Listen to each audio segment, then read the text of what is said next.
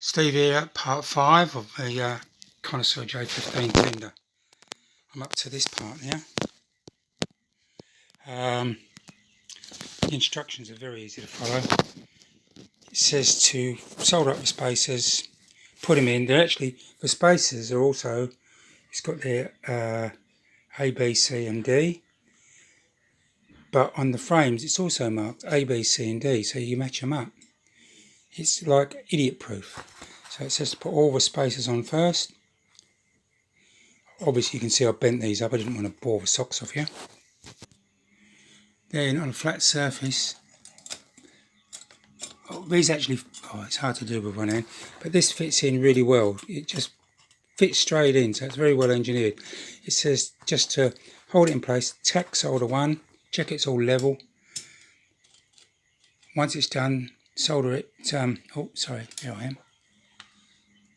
Once you've tacked one, go along and start tacking the others.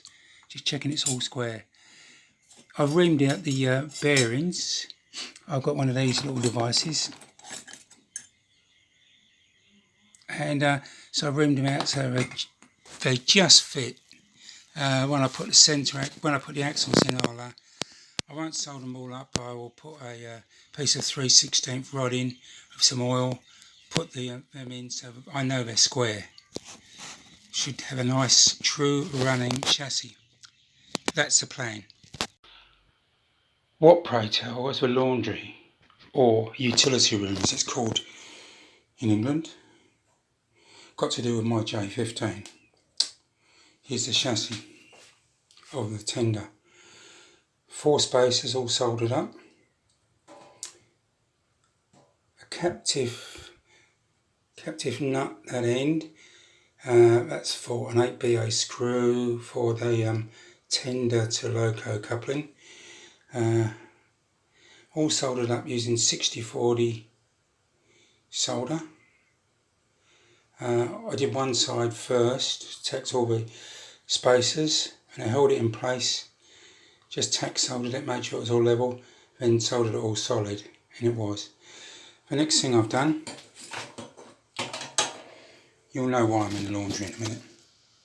The next thing I did was put the, this is a 3/16 drill, which I oiled. I put the bearings in. This is like the same as an axle. Put the bearings in, and then put some phosphoric acid flux on it, and solder them in. That way I know that they all turn nicely. There's no binding.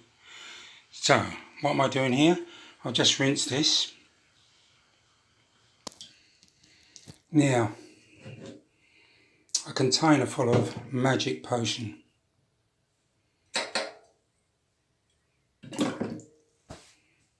What is it, you wonder? Bicarbonate of soda. Why I use this? Because bicarbonate of soda is alkaline. So therefore, the flux, phosphoric acid, is acidic. So, as you probably know, that alkalines and acid are opposite and they neutralise. So once I've done some soldering to neutralise the flux, I know when to put it in here. In a minute I'm going to dry this, put the axles on and test it to make sure that it goes around the curves of my layout, that I've got enough packing washers in place. Here's the Connoisseur J15 tender so far. I've got the basic chassis built. It's attached to each end by 6B8 bolts and captive nuts. 6BA. At the end, at this end here, that's an 8BA bolt and a captive nut. That is for the coupling, the tender loco coupling.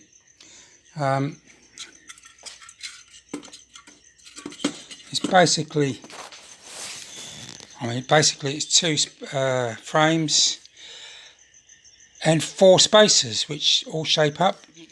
What I really like about them too, it's idiot proof, because on the inside of the frames it's marked A, B, C, D, A, B, C, D, and guess what? The spacers are marked A, B, C, D. Jim will tell you himself he's a simple man and he does things simply. And often simple things are the best, and with his kits that's no exception. They're just beautiful to build. So once I've done that, I reamed out the holes to fit the axles a bit. I've got a taper reamer. Reamed them out so they just fit, and then what I did was I put an oiled axle in, and then soldered it. That way they're all aligned. They're not sort of a bit skew with, which sometimes can happen, so that's good. So all I'll do is put the brake rigging on now. The other thing I'm thinking of doing,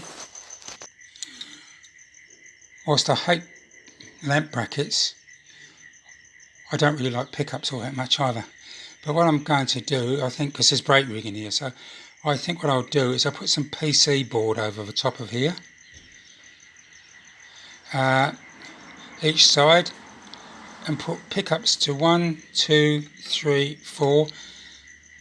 Take a couple of wires and plugs so that I'll have 10 wheel pickups on the loco and tender.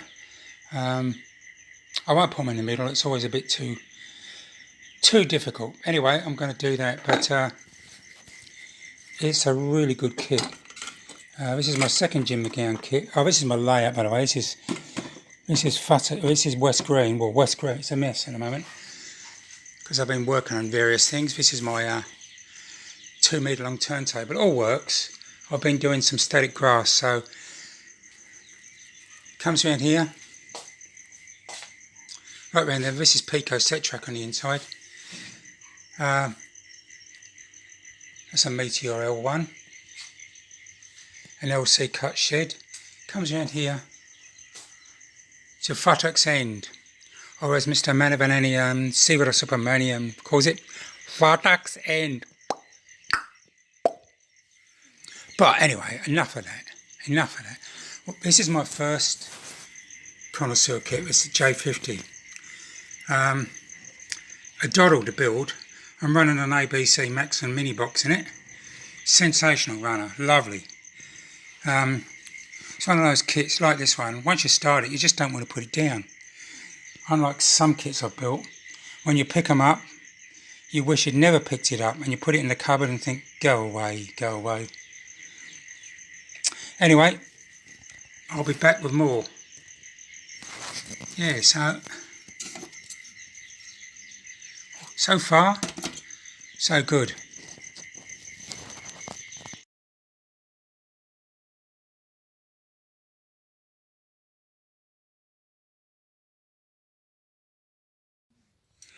Here's the chassis for the Connoisseur J15 tender. I've got the body built, almost. I've just got to put a few white metal castings on now, and that's it. This is the chassis. It went together very well. The brake rigging, I hate doing these, but it went together very well because the instructions Jim supplies are simple, and then the quality of the parts is excellent. If it looks rough, it's not because of Jim, it's because I'm just not that good at stuff. I'm okay, but I'm not a consummate professional, whatever they are. But what I've done, I want to put pickups on the tender, and I was trying to work out how I can do it. It's always a bit of a pain. I made these up. This is some double-sided PCB. I got this with a C&L point kit, and I've got some strip, some brass, some thin brass off an edge. So I've bent this up, I've bent it like a horseshoe. I've tinned it all. I've even tinned the top. and I tinned underneath there, and I've soldered this to that. It's only quite thin, I think, and I'm going to put these over the middle, each side. I'm going to put them on in a minute, but what I will do, because I'm going to paint this soon, I think what I will do is I'll put some masking tape on it, so that when I do paint it, I won't have to, the masking tape's on, and then I can pull it off, and I've exposed the pre-tinned strip, which will make putting the pickups up and the pickup wire. Got to work out get a little plug connector to go to the tender. I'm sure if I go to an electronics store or computer store, I'll get one of those. Anyway, so far so good. There we go. One J15 tender complete.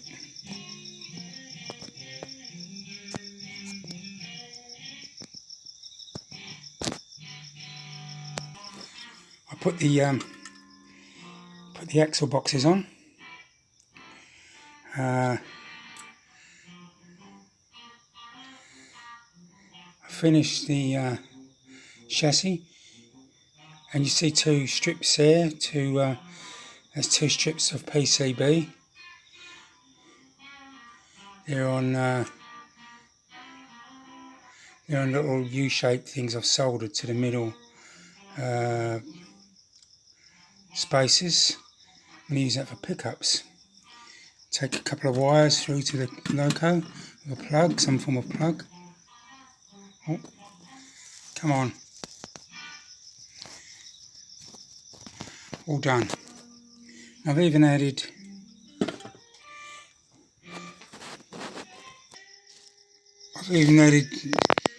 two U-shaped or D-shaped handles at each side of the filler, one there and one there. Apparently there was a strainer inside, almost like, as Jim McGowan told me the other day.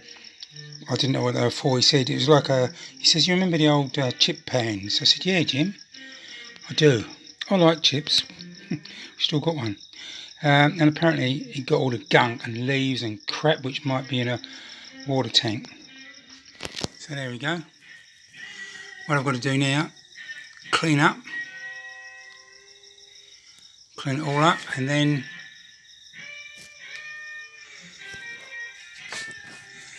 all I've got to do is clean up, and I'll get some primer on it. But my next video after this is the actual loco. I'm going to start that now. I started this last Thursday, so it's taken me a week to build this. Yeah. Thanks for watching. I'll be back.